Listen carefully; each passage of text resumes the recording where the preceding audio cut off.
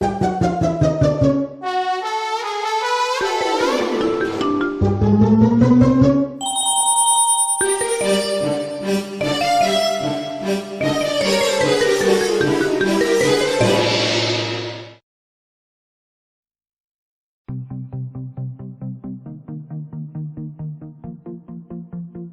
semuanya, kali ini di dalam Aljabar Linear Elementer kita masih akan membahas mengenai vektor.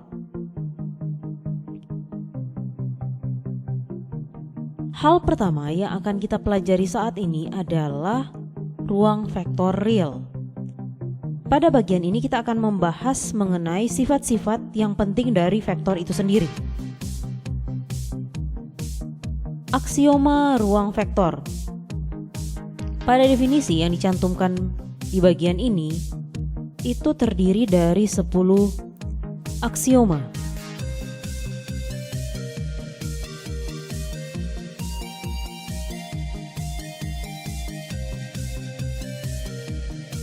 Misalkan ada V, kemudian dia suatu himpunan tak kosong dari objek-objek sebarang, di mana terdapat dua operasi yang didefinisikan, yaitu penjumlahan serta perkalian dengan skalar.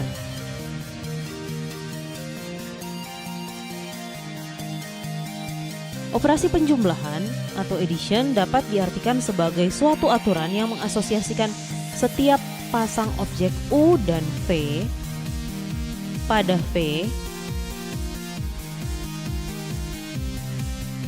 Dalam hal ini, U di sini adalah vektor ya, yang ini. Sama yang ini adalah vektor. Pada V dengan suatu objek U tambah V yang disebut jumlah atau sum dari U dan V. Kemudian untuk operasi perkalian skalar, scalar multiplication, dia merupakan suatu aturan yang mengasosiasikan setiap skalar K dengan setiap objek U.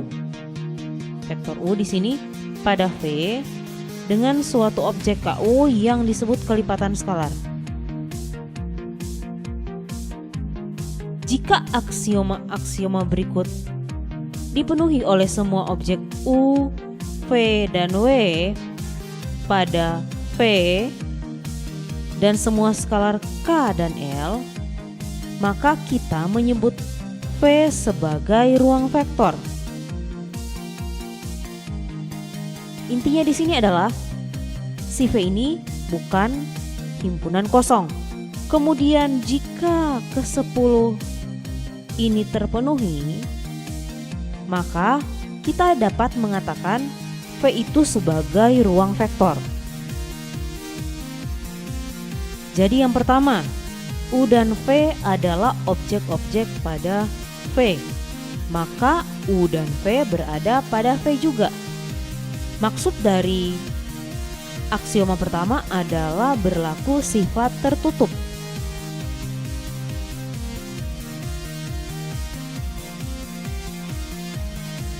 Yang kedua, U tambah V sama dengan V tambah U.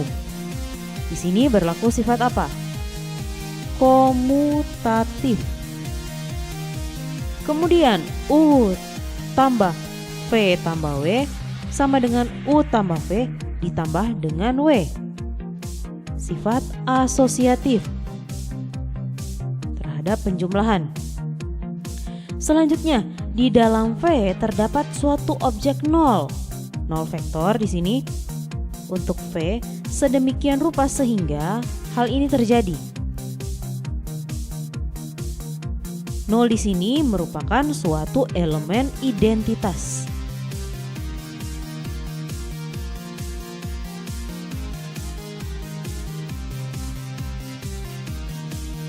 Berikutnya, untuk setiap U pada V terdapat suatu objek negatif U pada V yang disebut sebagai negatif dari U. Sedemikian rupa sehingga U tambah negatif U sama dengan negatif U tambah U sama dengan 0. Alias ada inverse. Aksioma berikutnya, jika K adalah skalar sebarang dan U adalah objek sebarang pada V, maka KU terdapat pada V. Berikutnya, sifat yang ketujuh. Skalar K yang dikalikan dengan U tambah V itu sama dengan KU tambah KV. Kemudian skalar K ditambah skalar L, kemudian dikalikan dengan U sama dengan KU tambah LU. Kemudian K dikalikan dengan LU sama dengan KL dikali U. Selanjutnya adalah 1 dikali U sama dengan U. Ada satu hal yang harus diperhatikan di sini, bahwa ketika dia merupakan suatu ruang vektor, setiap operasi yang terjadi pasti berada di dalam ruang vektor itu. Entah dia penjumlahan dengan sesama objek pada V ataupun ketika dikalikan dengan skalarnya. Contoh selanjutnya adalah contoh-contoh ruang vektor. Bagaimana kita mau membuktikan dia sebagai ruang vektor? Yang pertama, kita harus buktikan bahwa himpunan tersebut tidak kosong. Kalau dia kosong berarti dia bukan vektor. Karena itu adalah syarat pertama dia suatu ruang vektor. Kemudian setelah itu baru kita masuk ke dalam tadi, ke 10 aksioma yang tadi. Yang sifat tertutup, kemudian ada komutatif, asosiatif, dan yang lainnya. Di sini coba kalian perhatikan. Jadi di dalam mengawali pembuktian, tentunya kita harus memisalkan ada suatu matriks yang berukuran 2x2. Ingat, di dalam aksioma itu dibutuhkan beberapa komponen. Jadi kalian harus memanggil beberapa komponen tersebut. Nah, di sini untuk contoh 2 ada U dan V. U dimisalkan dengan U11, U12, U21 sama U22. Kemudian V, V11, V12, V21, V22. Ini dia. Di dalam membuktikan sesuatu, kalian tidak bisa memisalkan vektor U misalnya dengan vektor yang sudah jelas nilai-nilainya 1, 2, 1, 1. Mengapa demikian? Karena kalau kalian melakukan pemisalan dengan yang seperti itu, maka belum tentu kan dia bisa berlaku secara umum.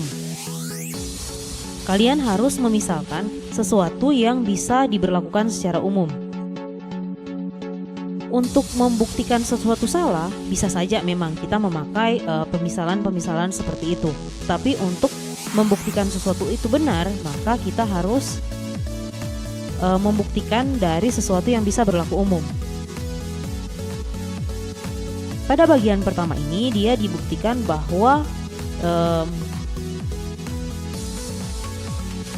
jika ada dua objek U dan V, di mana U dan V itu berada di dalam V, maka ketika dijumlahkan maka U plus V juga berada di dalam V yang ini. Nah, ini pembuktiannya. Di sini karena dia setiap komponennya ini adalah real, kita misalkan real,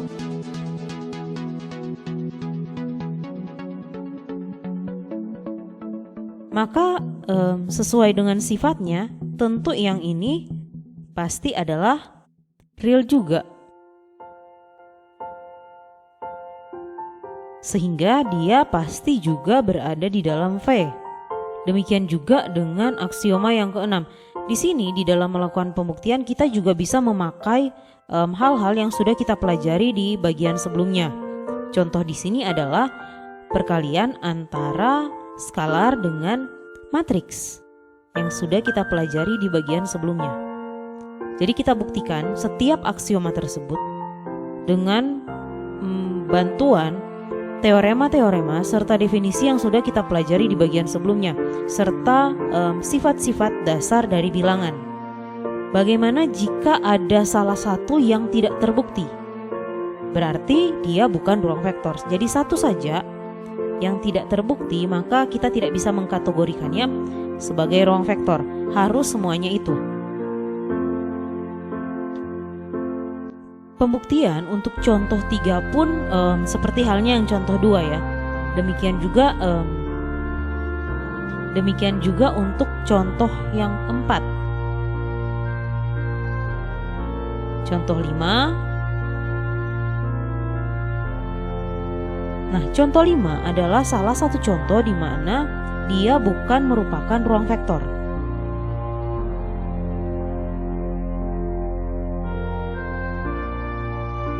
Saya harap kalian mempelajari setiap contoh yang ini ya. Sekarang coba perhatikan contoh 7. Ruang vektor 0. Misalkan V terdiri dari suatu objek tunggal yang dinotasikan dengan ini dan didefinisikan dengan untuk semua skalar K.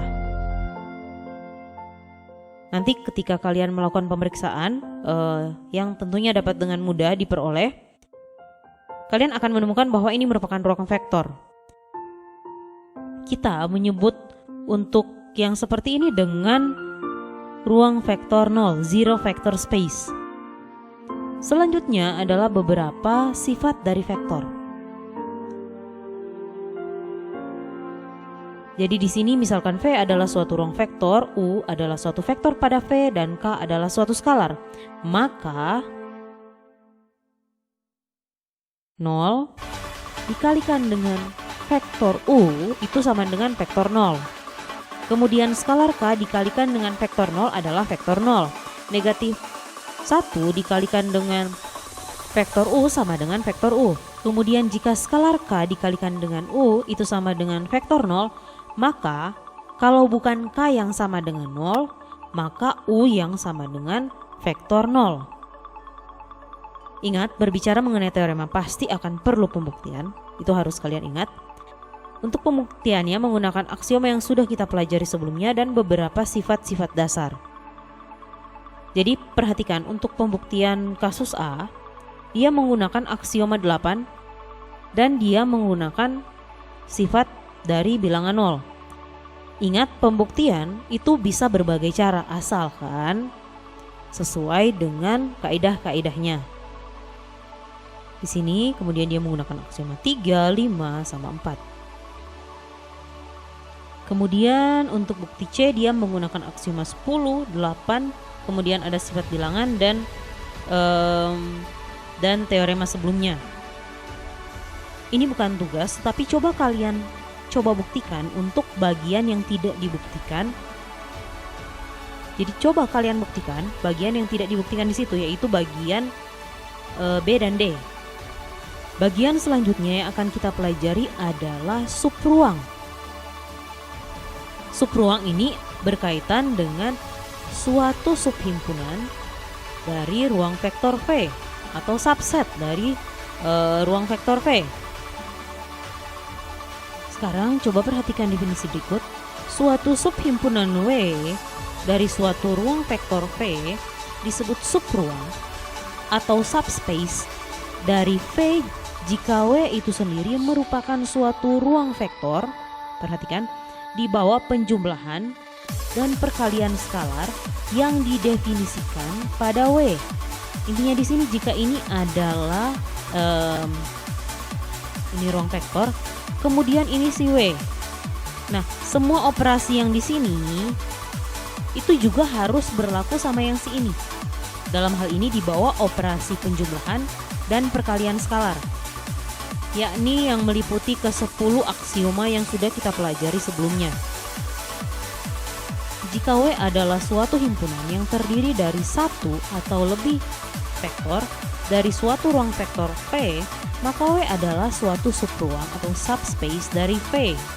Jika dan hanya jika syarat-syarat berikut terpenuhi. Yang pertama, jika U dan V adalah vektor-vektor pada W, maka U tambah P berada pada W. Kemudian jika K adalah skalar sebarang dan U adalah vektor sebarang pada W, maka KU berada pada W. Sekarang coba kalian perhatikan buktinya. Tapi terlebih dahulu ada hal yang ingin saya mau tekankan. Jadi perhatikan kata ini, jika dan hanya jika. Berarti dia adalah suatu pernyataan apa? Biimplikasi. Sehingga untuk melakukan pembuktian, kita harus melakukan pembuktian dari dua arah. Kiri ke kanan dan kanan ke kiri. Jadi yang harus kita buktikan adalah ini, dari sini ke sini dan sebaliknya dari sini ke sini. Untuk yang dari sini ke sini itu sebenarnya sudah sangat jelas. Karena dia subruang, pasti dia memenuhi semua sifat-sifat yang ada pada ruang vektor V berdasarkan dengan definisi dari subruang. Sekarang kita mau buktikan bahwa jika si A dan B ini berlaku, maka statement di atas ini berlaku. Karena bagian A dan B sudah merupakan bagian dari aksioma, ke-10 aksioma, maka kita hanya perlu menunjukkan ke-8 aksioma lainnya. Nah, bagaimana kita mau membuktikannya? Perhatikan di sini. Aksioma 2, 3, 7, 8, 9, sama 10 itu secara otomatis terpenuhi oleh vektor-vektor pada W. Mengapa demikian? Karena aksioma-aksioma tersebut dipenuhi oleh semua vektor pada V. Nah, sehingga kita hanya perlu membuktikan aksioma 4 sama aksioma 5. Bagaimana kita membuktikannya? Nah, perhatikan di sini. Jadi yang pertama kita misalkan U adalah vektor sebarang pada W. Karena syarat B, KU itu berada di W untuk setiap skalar K. Nah, sekarang kita ambil K yang sama dengan 0. Nah, sesuai teorema 5.1.1, maka kita akan memperoleh bentuk yang ini. Nah, kemudian dengan mengambil K yang sama dengan -1, maka kita akan memperoleh bentuk ini. Kemudian dengan mengaitkan bagian yang ini sama yang ini dengan syarat A, nah maka kita dapat memastikan bahwa aksioma 4 dan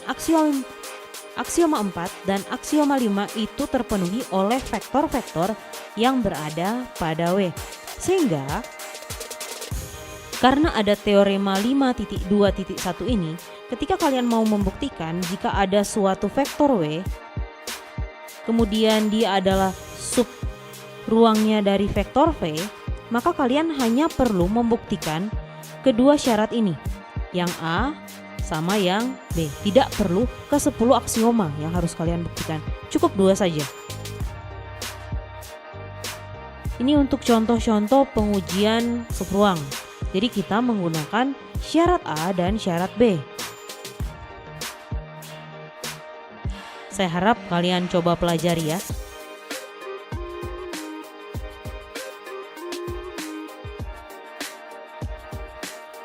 Berikutnya, ruang solusi dari sistem homogen.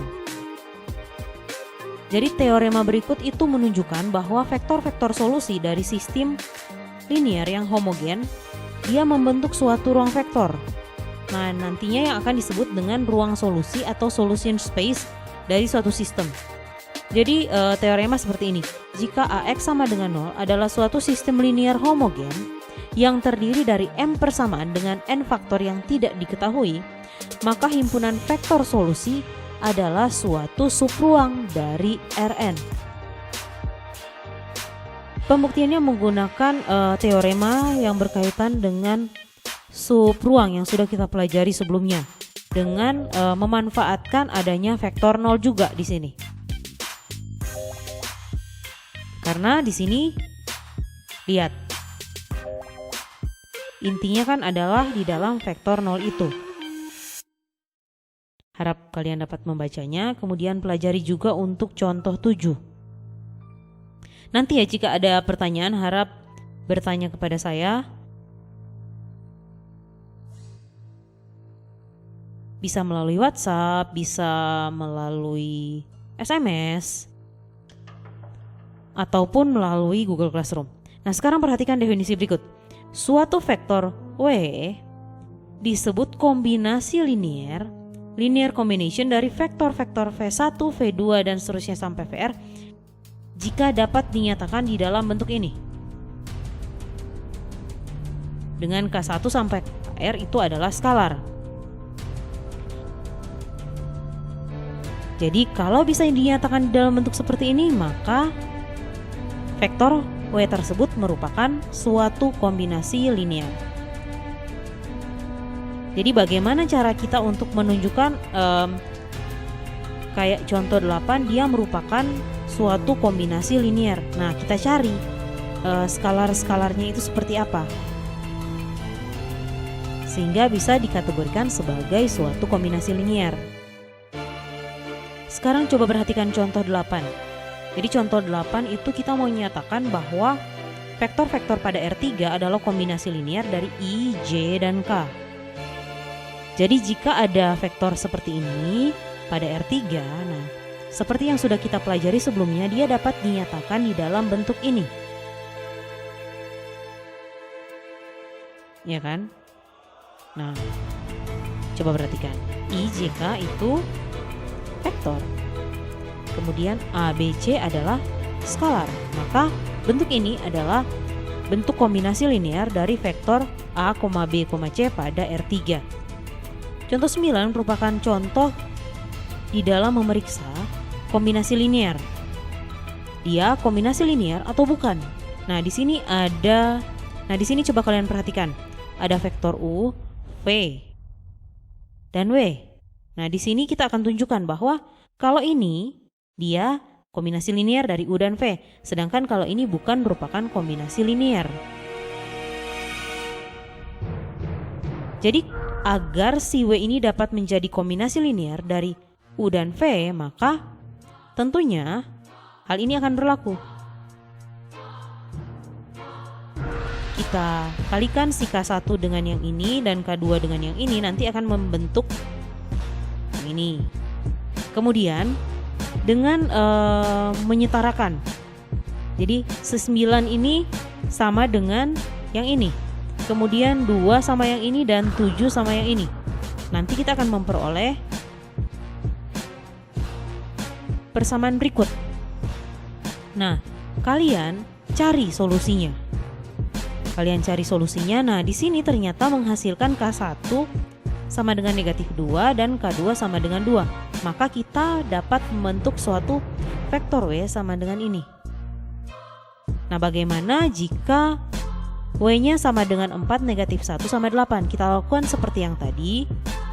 Nanti akan mendapatkan hasil ini. Kemudian kita cross check nilainya. Dan ternyata di sini dia tidak konsisten. Coba kalian coret-coret mengapa dia tidak konsisten. Coba kalian cari apa yang menyebabkan sampai dia tidak konsisten.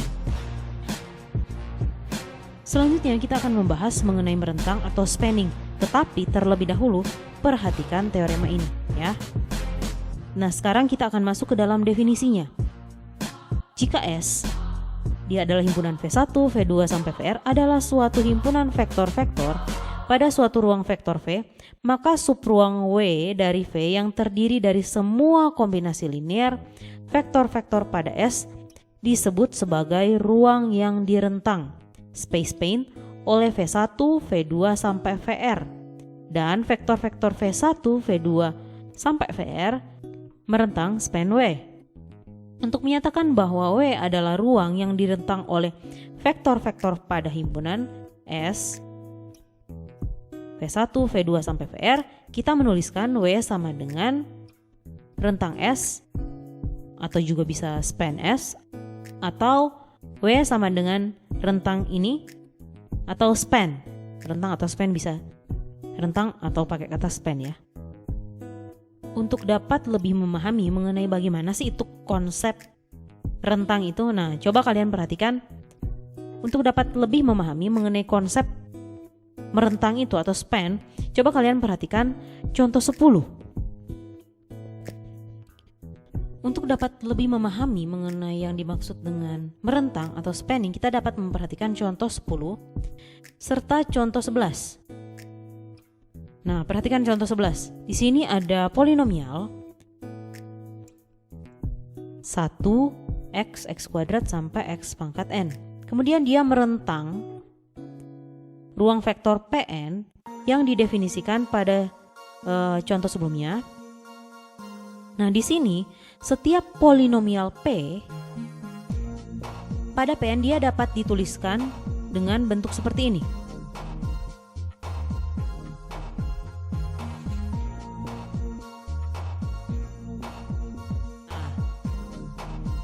Nah, karena itu maka dia merupakan kombinasi linear dari 1 dan seterusnya sampai x pangkat n. Sehingga kita dapat menotasikannya dengan menuliskan seperti ini. Rentang 1x kuadrat sampai xn.